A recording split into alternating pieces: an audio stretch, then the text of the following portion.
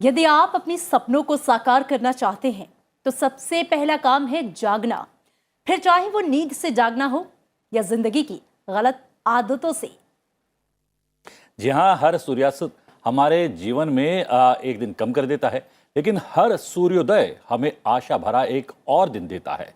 जब विचार, प्रार्थना और इरादा सब पॉजिटिव हो तो जिंदगी अपने आप पॉजिटिव हो जाती है। बिल्कुल, विकल्प तो बहुत हैं बिखरने के लिए, लेकिन संकल्प एक ही काफी है संवरने के लिए। हर नई सुबह आपको किसी का दिन बेहतर बनाने का मौका देती है। हर कल जिंदगी जीने का दूसरा मौका देता है। इसलिए उम्मीद से भरी एक नई सुबह का स्वागत करिए। सफलता के लिए किया गया आपका अपना संकल्प किसी भी दूसरे संकल्प से ज्यादा मायने रखता है। जब लोग आपके तरीके को अपनाने लगे तो समझ जाओ कि आप सक्सेस की ओर बढ़ रहे हैं। हेलो, मैं हूं प्रतिबिंब शर्मा। हेलो इंडिया, मैं हूं आपके साथ अमृता चौरसिया।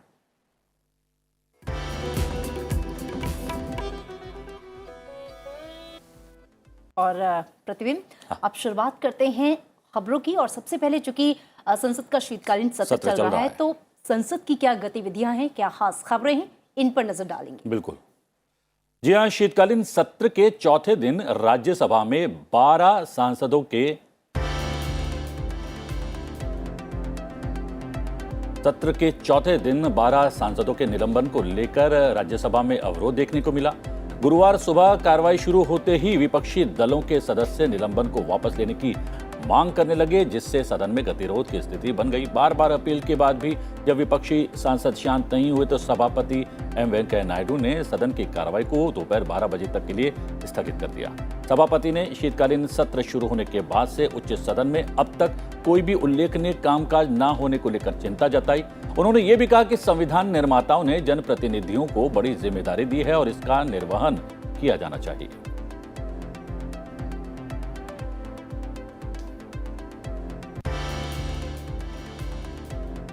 लोकसभा में देर रात तक कोविड-19 महामारी पर चर्चा। शीतकालीन सत्र के चौथे दिन लोकसभा में देर रात तक नियम 193 के तहत कोविड-19 महामारी और उससे उत्पन्न स्थिति पर मैराथन चर्चा हुई। चर्चा शुरू होने में निर्देश देने से पहले लोकसभा अध्यक्ष ने उम्मीद जताई कि विषय की गंभीरता को देखते हुए सदन देशवासियों के सामने एक सार्थक बहस प्रस्तुत करेगा। चर्चा में सभी पक्षों ने हिस्सा लिया।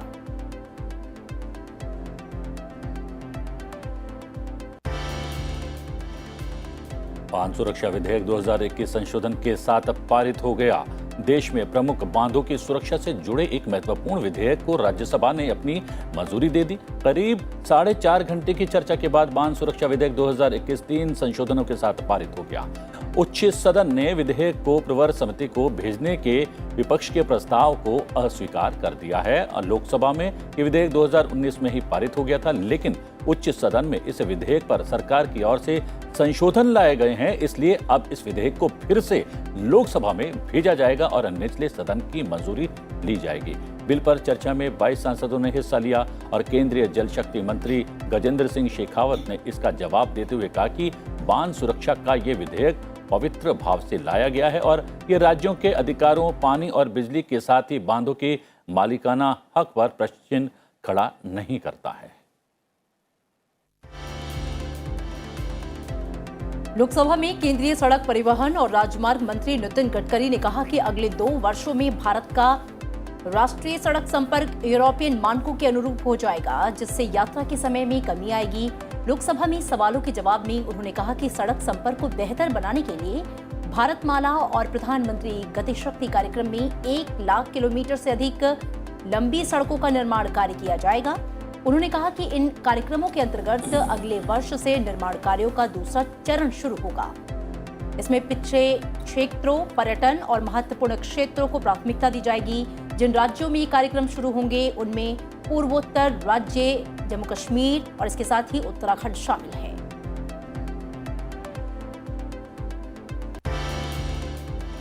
सरकार ने 9000 मेगावाट बिजली उत्पादन के लिए नए परमाणु ऊर्जा संयंत्रों की वित्तीय स्वीकृति और अनुमोदन प्रदान कर दिया है। राज्यसभा में एक प्रश्न के उत्तर में प्रधानमंत्री कार्यालय में राज्य मंत्री डॉक्टर जितेंद्र सिंह ने कहा कि वर्ष 2031 तक नए संयंत्रों के पूरा होने पर देश की परमाणु ऊर्जा क्षमता 6,780 मेगावाट और 22,000 मेगावाट से ज्यादा हो जाएगी। और उन्होंने ये भी कहा कि कचरे को समाज के लिए उपयोगी बनाने की दिशा में भी सफलतापूर्वक कार्य किया जा रहा है।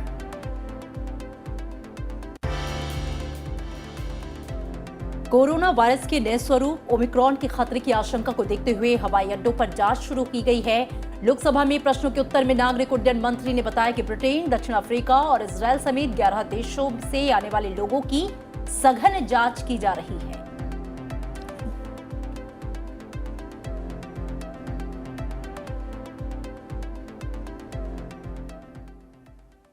ये तो थी संसद से जुड़ी हुई खबरें, और अब देश का क्या हाल है, क्या है बड़ी खबरें, उस पर भी नजर डाल लेते हैं। अब खबरें देश से। प्रधानमंत्री नरेंद्र मोदी ने देश में चक्रवाती तूफान जवाब को लेकर बनी स्थिति पर बैठक की अध्यक्षता की। प्रधानमंत्री ने अधिकारियों को प्रभावित इलाकों में लोगों की सुरक्षित निकासी सुनिश्चित करने के लिए सभी आवश्यक उपाय करने का निर्देश दिया। उन्होंने सभी आवश्यक सेवाओं का रखरखाव सुनिश्चित करने और रुकावट की स्थिति में उनकी शीघ्र बहाली सुनिश्चित करने को कहा। प्रधानमंत्री ने चक्रवात के प्रभाव से समुचित रूप से निपटने के लिए सभी संबंधित मंत्रालय और एजेंसियों के बीच तालमेल पर जोर दिया।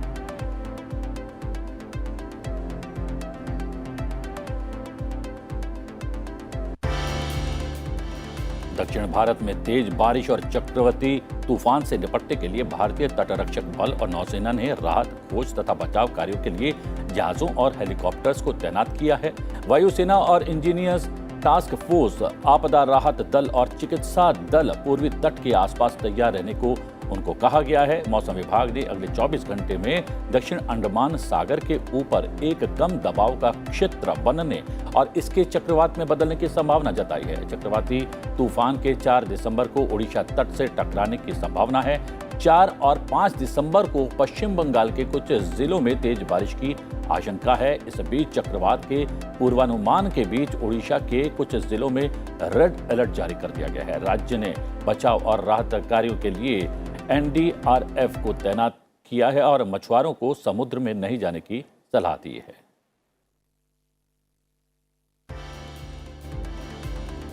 दुनिया के लिए खतरा बने कोविड के नए वेरिएंट ओमिक्रॉन ने भारत में दस्तक दे दी है। केंद्रीय स्वास्थ्य मंत्रालय के मुताबिक देश में अब तक नए वेरिएंट के 2 मामले सामने आए हैं। ये दोनों मामले कर्नाटक में मिले हैं। 2 व्यक्तियों में ओमिक्रॉन का संक्रमण पाया गया। मंत्रालय ने कहा कि लोगों को घबराने की जरूरत नहीं है, लेकिन कोविड को लेकर जागरूकता बेहद जरूरी है। राष्ट्रव्यापी कोविड टीकाकरण अभियान के तहत अब तक देश में करीब 125 करोड़ टीके लगाए जा चुके हैं। स्वास्थ्य मंत्रालय ने कहा है कि देश में 1 लाख से कम सक्रिय मामले बचे हैं। इनमें केरल और महाराष्ट्र 2 ऐसे राज्य हैं जहां अभी 10,000 से अधिक कोरोना के सक्रिय मामले मौजूद हैं।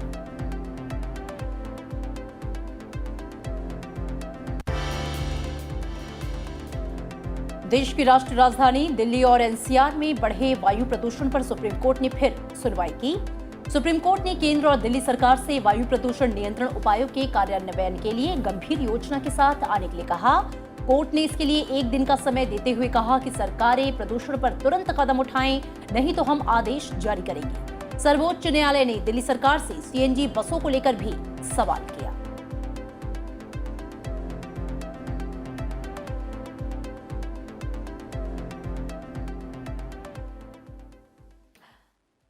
तो अब देश की खबरों को जानने के बाद NEWS यानी कि देश के चारों कोनों से यानी कि सभी राज्यों से क्या महत्वपूर्ण खबरें आ रही हैं, इस पर डालेंगे नजर। केंद्रीय गृह मंत्री अमित शाह ने उत्तर प्रदेश के सहारनपुर में मां शाकुंभरी विश्वविद्यालय की आधारशिला रखी। उत्तर प्रदेश के मुख्यमंत्री योगी आदित्यनाथ और केंद्रीय मंत्री धर्मेंद्र प्रधान भी कार्यक्रम में मौजूद रहे। सहारनपुर में 92 करोड़ की लागत से 50.43 एकड़ में विश्वविद्यालय बनाया जा रहा है।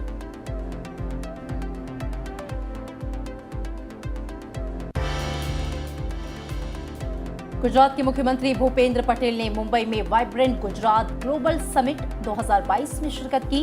आत्मनिर्भर भारत के लिए आत्मनिर्भर गुजरात का संकल्प नाम से आयोजित कार्यक्रम में उन्होंने प्रमुख उद्योग निवेशकों को प्रदेश में निवेश के लिए आमंत्रित किया।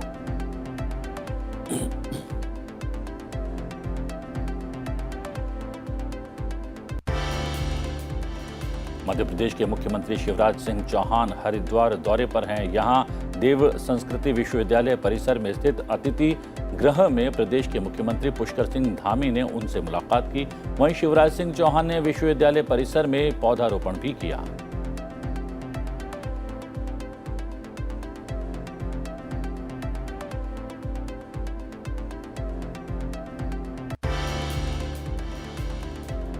आम आदमी पार्टी के राष्ट्रीय संयोजक अरविंद केजरीवाल ने पंजाब के पठानकोट में तिरंगा यात्रा की शुरुआत की। दिल्ली के उप मुख्यमंत्री मनीष सिसोदिया और पार्टी नेता भगवंत मान भी इसमें शामिल हुए। पार्टी समर्थकों ने हाथों में तिरंगा लेकर उनकी अगवानी की।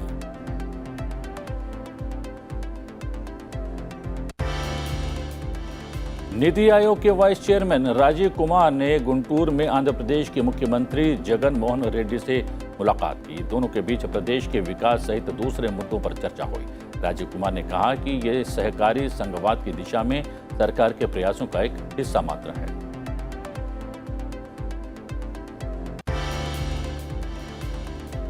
कांग्रेस की राष्ट्रीय महासचिव प्रियंका गांधी वाड्रा ने उत्तर प्रदेश के मुरादाबाद में प्रतिज्ञा रैली कर महंगाई और विकास के मुद्दे पर सरकार को घेरा। साथ ही उन्होंने चुनाव जीतने पर मुरादाबाद को स्मार्ट सिटी बनाने का वादा किया।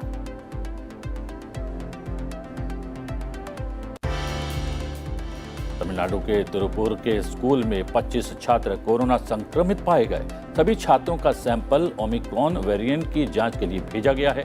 बाकी छात्रों और स्टाफ को कोविड जांच के बाद होम आइसोलेशन में रखा गया है।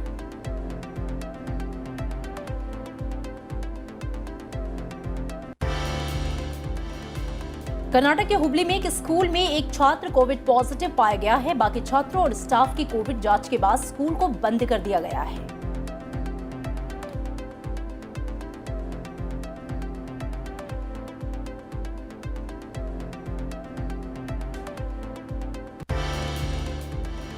जम्मू कश्मीर में मौजूदा सुरक्षा व्यवस्था को लेकर आम लोगों में एक भरोसे की भावना पैदा हुई है। नवंबर में कश्मीर आने वाले सैलानियों का 7 साल का रिकॉर्ड टूट गया है। पिछले महीने 1.27 लाख से ज्यादा पर्यटक कश्मीर पहुंचे हैं।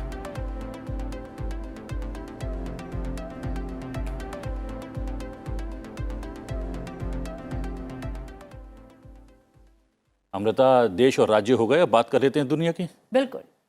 जी हां, दुनिया से जुड़ी हुई खबरें। दुनिया के कुछ शक्तिशाली तेल निर्यातक देशों के समूह ओपेक ने सऊदी अरब के नेतृत्व में गुरुवार को वीडियो कॉन्फ्रेंसिंग के माध्यम से एक बैठक की। इसमें 13 सदस्यीय समूह में रूस जैसे गैर ओपेक सहयोगी शामिल हुए। बैठक में कोरोना के नए वेरिएंट ओमिक्रॉन का ऊर्जा की मांग पर कितना प्रभाव पड़ने की संभावना है, इस बात पर चर्चा की गई। गैर ओपेक नेता रूस ने ओपेक प्लस बाजार का आकलन करते हुए तेल की कीमतों में उतार चढ़ाव का हवाला दिया, जबकि सऊदी अरब और इराक का प्रतिनिधित्व करने वाले ओपेक मंत्रियों ने तेल उत्पादन नीति को बनाए रखने की संभावना के संकेत दिए। ओपेक और संबद्ध तेल उत्पादक देशों ने वैश्विक अर्थव्यवस्था के मुताबिक कितने तेल की जरूरत है, इस पर भी चर्चा की।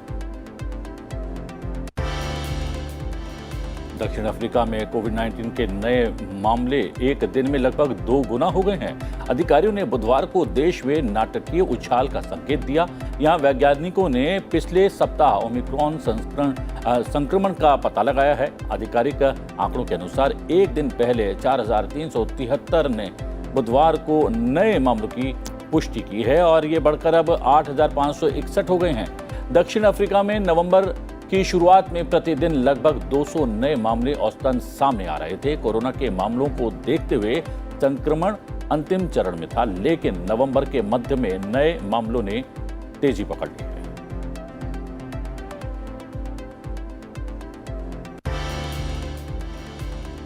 कोविड-19 के डेल्टा स्वरूप ने यूरोप में संक्रमण के मामले बढ़ने और ओमिक्रॉन स्वरूप को लेकर चिंताओं के बीच दुनिया के कई देशों की सरकारें अलग अलग तरह की पाबंदियां लगाने, टीकाकरण अभियान को गति देने में जुट गई हैं।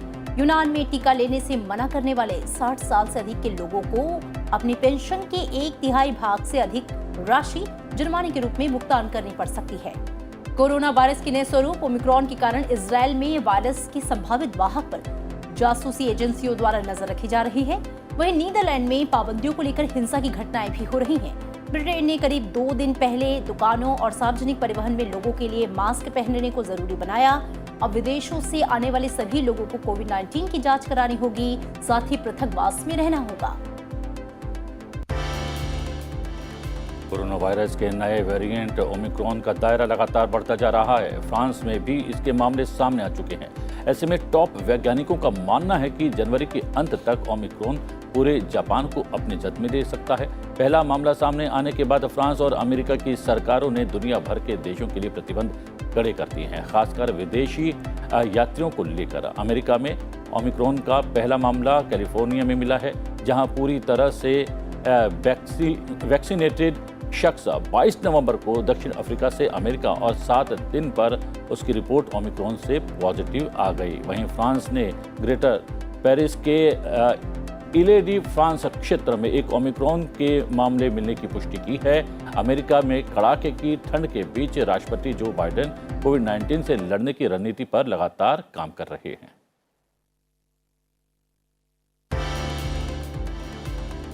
संयुक्त राष्ट्र ने अफगानिस्तान की तालिबान सरकार और म्यांमार के सैन्य शासक को प्रतिनिधित्व देने से इनकार कर दिया है। मौजूदा स्थायी अफगान मिशन ही फिलहाल अफगानिस्तान का यूएन में प्रतिनिधित्व करेगा। माना जा रहा है कि तालिबान की दमनकारी हरकतों के कारण मान्यता न देने का फैसला किया गया।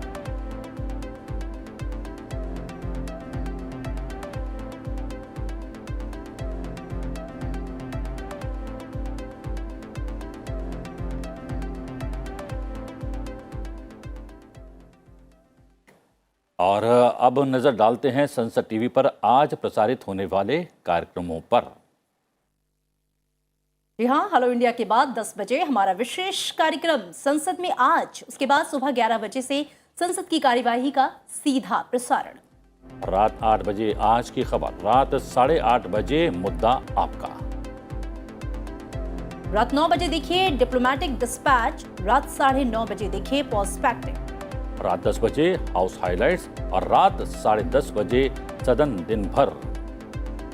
रात 11 बजे देखिए क्वेश्चन आवर, लोकसभा में पूछे गए प्रश्नों पर आधारित कार्यक्रम। साथ ही रात 12 बजे क्वेश्चन आवर, राज्यसभा में पूछे गए प्रश्नों पर आधारित कार्यक्रम।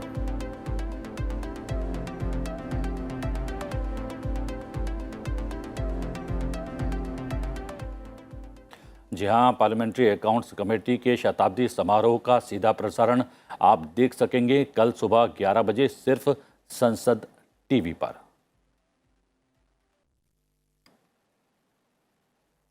और इसी के साथ लेते हैं एक छोटा सा ब्रेक, और ब्रेक के बाद अमृता बहुत जल्द वापस लौटेंगे। बिल्कुल लौटेंगे, बहुत कुछ खास है हमारे पास, तो इंतजार कीजिए। एक छोटे से ब्रेक के बाद मिलते हैं।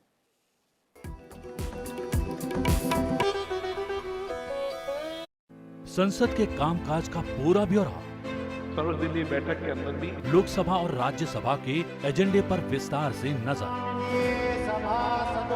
संसदीय समितियों की रिपोर्ट्स, प्रश्नकाल के सवाल, राष्ट्र संख्या 1 सिक्योरिटी, विधेयकों के मायने, चर्चा के मुद्दे, सत्ता पक्ष और विपक्ष की रणनीति का हर अपडेट देखिए संसद में आज सुबह 10 बजे संसद टीवी पर। What should be done to strengthen democracy? Transparency. In one sentence, I'll choose transparency. Legislation should not be used to curb freedom of speech, freedom of expression, but at the same time, it should be able to point a finger at the person accountable. How important is diversity to democracy? Diversity is very important because it teaches tolerance and help us to accepting of differences.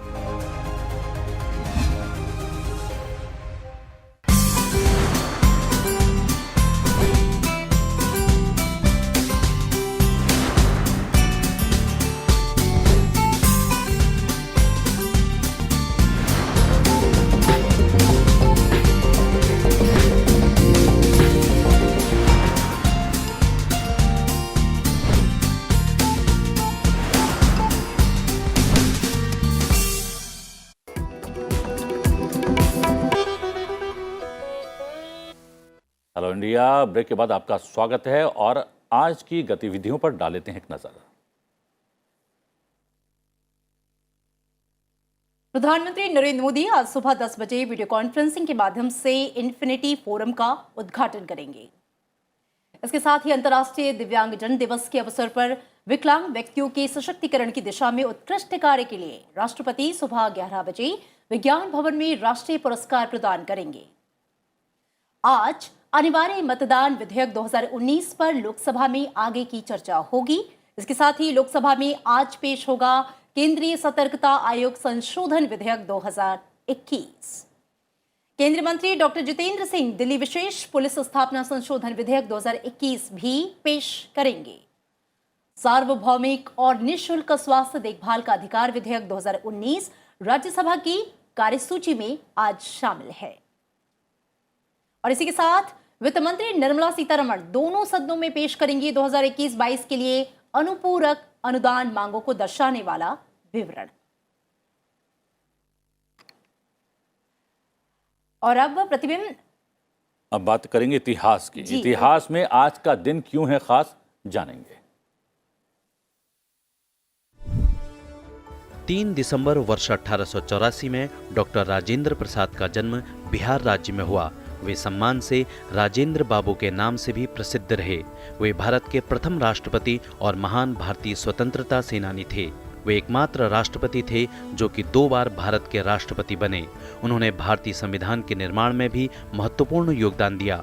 12 वर्षों तक राष्ट्रपति के रूप में कार्य करने के पश्चात उन्होंने 1962 में अपने अवकाश की घोषणा की। अवकाश लेने के बाद ही उन्हें भारत सरकार द्वारा सर्वोच्च नागरिक सम्मान भारत रत्न से नवाजा गया। 3 दिसंबर वर्ष 1889 में खुदीराम बोस का जन्म बंगाल के मिदनापुर जिले में हुआ। वे देश के महान क्रांतिकारियों में से एक थे। स्कूल छोड़ने के बाद खुदीराम रेवोल्यूशनरी पार्टी के सदस्य बने और वंदे मातरम के पैम्फलेट वितरित करने में महत्वपूर्ण भूमिका निभाई। युगांतर नाम की क्रांतिकारियों की गुप्त संस्था के माध्यम से खुदीराम क्रांतिकारी कार्यों में सक्रिय रूप से जुड़े रहे। 11 अगस्त वर्ष 1908 में उन्हें मुजफ्फरपुर जेल में फांसी की सजा दे दी गई। भारतीय स्वाधीनता के लिए मात्र 19 साल की उम्र में खुदीराम बोस हाथ में गीता लेकर फांसी पर चढ़ गए। 3 दिसंबर वर्ष 1971 में भारत और पाकिस्तान के बीच तीसरा युद्ध हुआ। इस युद्ध में पाकिस्तान को बड़ी हार का सामना करना पड़ा। इस हार के परिणाम स्वरूप पूर्वी पाकिस्तान आजाद हो गया और बांग्लादेश के रूप में एक नया देश बना। युद्ध का आरंभ पाकिस्तान द्वारा भारतीय वायुसेना के 11 स्टेशनों पर हवाई हमले से हुआ। 13 दिन तक चले इस युद्ध में 16 दिसंबर को ही पाकिस्तानी सेना ने सरेंडर किया। लगभग 90,000 पाकिस्तानी सैनिकों को भारतीय सेना द्वारा युद्ध बंदी बनाया गया। प्रतिबिंब, और अब बात कर लेते हैं सेहत की, क्योंकि लाइफस्टाइल का फिट होना, सेहत का चुस्त और दुरुस्त होना बहुत जरूरी है। इसलिए हम लेकर आते हैं फिट रहो इंडिया। और आज जो हम बात करने वाले हैं, क्योंकि हमारी लाइफस्टाइल ऐसी है प्रतिबिंब, दिन भर बैठकर कंप्यूटर पर काम करना, लगातार एक ही पोजीशन में रहना, और इसकी वजह से हो जाती है प्रॉब्लम सर्वाइकल पेन की। और इसके लिए डाइट का बेहतर होना बेहद आवश्यक है। जी हाँ, डाइट अगर ठीक नहीं होगी तो आपका शरीर भी दुरुस्त नहीं हो पाएगा।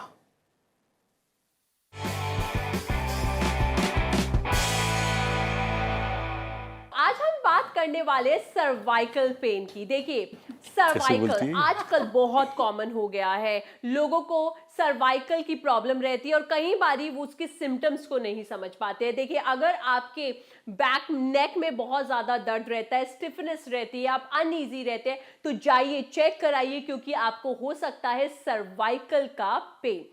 और जैसे कि देखा जाता है सर्वाइकल पेन में आपको अपने पोस्चर्स का बहुत ज़्यादा ध्यान रखना होता है। आपको अपने पोस्चर पे खासकर ध्यान रखना होता है, बट साथ में आप अपनी डाइट का भी ख्याल रखना, अपने न्यूट्रिशन लेवल का भी ख्याल रखना बहुत ज़्यादा ज़रूरी है। और जैसे कि हम हमेशा बात करते हैं अपने किचन स्पाइसेस, नेचर के ब्लेसिंग्स की, वो हमें सर्वाइकल पेन में भी बहुत ज़्यादा मदद कर सकते हैं। क्योंकि हमारी बॉडी में कोई भी अगर बीमारी है, दर्द है, पेन है, तो उसका रीजन कहीं ना कहीं आपका न्यूट्रिशन वैल्यू का कम होना होता है। तो अपने किचन स्पाइसेस या यूनिवर्स के हर्ब से आप अपने सर्वाइकल पेन को भी रिड्यूस कर सकते हैं। जैसे कि अगर आपको सर्वाइकल पेन है तो आप पेपरमिंट की टी ले सकते हैं। उसके अलावा अगर आपको पेपरमिंट की टी नहीं मिल रही है बट सूखे हुए पत्ते मिल रहे हैं, तो उसका 1 से 2 चम्मच आप रोजाना पानी के साथ पेपरमिंट का सेवन कर सकते हैं। उसके अलावा आप रोजमेरी भी हमारे सर्वाइकल पेन के लिए बहुत ज़्यादा हेल्पफुल होती है।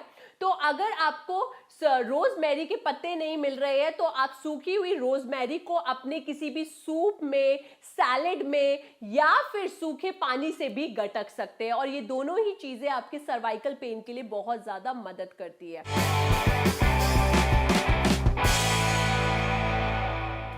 ये तो था सर्वाइकल के लिए क्या आप डाइट रखें, लेकिन मैं एक टिप मैं भी दे देता हूँ। अगर आपको सर्वाइकल हो या फिर आपको नेक में पेन हो तो आपको मोटे तकिए नहीं लगाने चाहिए। अगर ऐसा करेंगे तो आपका ये पेन, आपकी ये बीमारी लगातार बढ़ती जाएगी। तो बहुत अच्छा टिप्स दिया है प्रतिबिंब जी ने। खास ख्याल रखिए अपनी डाइट का, अपनी लाइफस्टाइल का, और ये प्रॉब्लम निश्चित रूप से आपकी जिंदगी से जाके रहेगी। और प्रतिबिंब, अब वो घड़ी आ गई है जब हम अपने दर्शकों से विदा लेते हैं, लेकिन विदा लेने के साथ ही हम उन्हें कुछ ऐसी विजुअल्स के साथ, कुछ ऐसी चीज़ों के साथ छोड़ते हैं ताकि उनका पूरा दिन सुंदर रहे और वाइब्रेंट रहे। और चलते चलते आपको छोड़ जाते हैं नागालैंड में चल रहे हॉर्नबिल महोत्सव के साथ, और हमें दीजिए आज्ञा। नमस्कार।